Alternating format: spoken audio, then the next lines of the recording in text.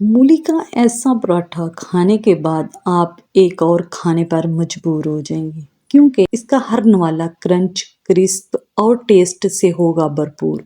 बड़े तो क्या, बच्चे भी फरमाइश पर मजबूर हो जाएंगे। इस मज़ेदार नाश्ता रेसिपी को जनाब स्टार्ट करते हैं। बिस्मिल्लाहिर्रहमानिर्रहीम। अस्सलाम वालेकुम। जी जनाब, कैसे हैं आप सब? आई होप कि आप सब ठीक होंगे। और कैसे ये क्रिस्पी क्रंची पराठे बनेंगे डिटेल से मैं आपको बताऊंगी। एक एक स्टेप को आपने फॉलो करना। यहाँ एक कप मैंने मैदे का ले लिया है, साथ आधा कप चक्की का आटा इसमें ऐड कर देंगे, जिसके साथ हम डेली नाश्ता बनाते हैं। 1/4 टीस्पून नमक डाल देंगे। क्रंची और क्रिस्पी करने के लिए 3 टेबल स्पून घी, ऑयल नहीं, आपने घी ही डालना है। ये दोनों चीज़ें डालने के बाद अच्छे से आटे को मिक्स कर लेंगे। अब थोड़ा थोड़ा कर कर इसके अंदर पानी डालते जाएंगे। ज़्यादा पानी नहीं डालिएगा वरना आपकी डो नरम हो जाएगी। तो जिस तरह हम रोटी के लिए आटा गूंथते हैं इस तरह से आपने इसको तैयार कर लेना है। तो जब आप इस तरह से इस डो को तैयार करेंगे ना, आपके बहुत ही क्रंची क्रिस्पी पराठे बनकर तैयार हो जाएंगे। तो ये देखिएगा, डो को हमने तैयार कर लिया है। अब इसको स्टे दे देते हैं आधे घंटे के लिए। साथ ही यहाँ मैंने एक फ्रेश मूली ले ली है। इसके पत्ते जो हैं ये भी बहुत फ्रेश हैं। जब आप मूली के पराठे बनाएं तो आप फ्रेश मूली का यूज़ करिएगा, फिर आपको टेस्ट बड़ा ही ज़बरदस्त आएगा। ग्रीन पार्ट इसका हम उतार देते हैं। इसके पत्तों को हम किस तरह से यूज़ करेंगे ये मैं आपको आगे जाकर बताऊंगी। आपने सुन के हैरान हो जाना है कि आप पत्तों को क्या करेंगे, लेकिन इसके पत्ते भी हम इस रेसिपी के अंदर यूज़ करेंगे। तो ये देखिएगा, छोटे छोटे जो पत्ते थे इनको मैंने अलग कर लिए। अब मूली को हम छील लेते हैं। छीलने के बाद सबसे पहले हम मूली को ग्रेट करेंगे। तो ये देखिएगा, मूली का जो आगे वाला पार्ट था उसको हमने रिमूव कर दी। साथ ही यहाँ हम एक ग्रेटर ले लेंगे। ये तकरीबन हर घर में मौजूद होते हैं। इसके साथ मूली को ग्रेट कर लेंगे। तो ये देखिएगा, बहुत जल्द हमारी मूली ग्रेट हो जाएगी। तो इस तरह से हमने एक मूली के साथ ढेर सारे पराठे तैयार करने। मूली के पराठे तैयार करते वक्त स्पेशल किस्म के स्पाइसेस इसमें ऐड करेंगे। सबसे पहले हम इस मूली को जो हम ग्रेट कर चुके हैं इसका पानी रिमूव करेंगे।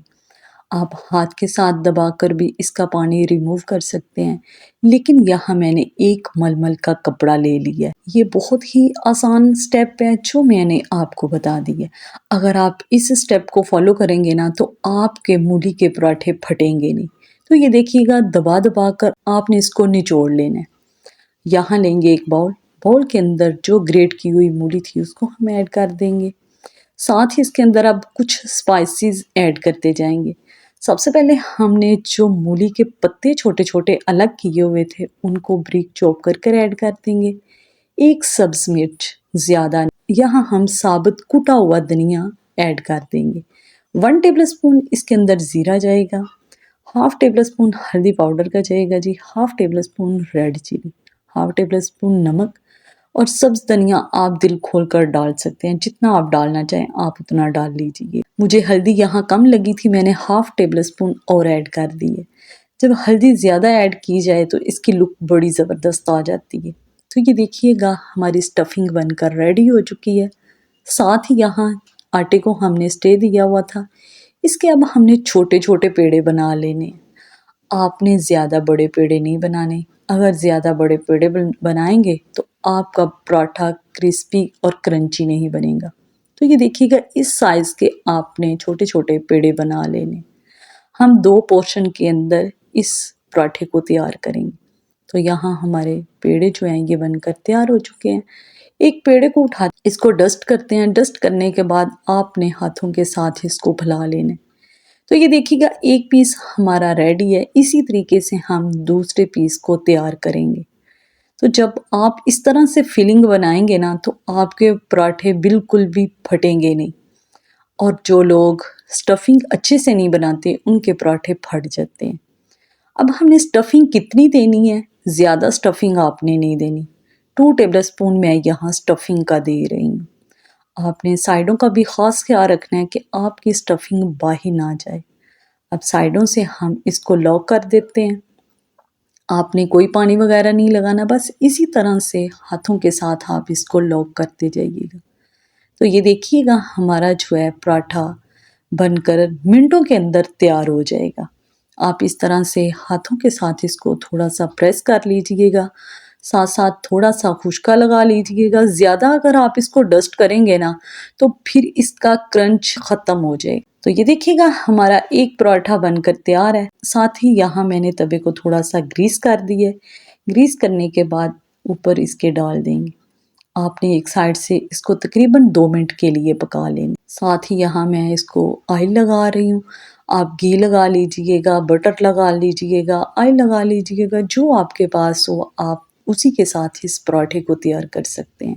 तो हम इसको प्रेज़ेंट किस तरह से करेंगे, ये भी मैं आपको आगे जाकर बताऊँगी। तो जब आप चक्की का आटा और मैदे के साथ इन पराठों को तैयार करेंगे ना, तो आपके बहुत ही क्रिस्पी और क्रंची बनकर तैयार हो जाएंगे। तो माशाल्लाह जी अल्हम्दुलिल्लाह हमारा मूली का पराठा बनकर तैयार हो चुका है। इसी तरीके से हम बाकी के तैयार कर लेंगे।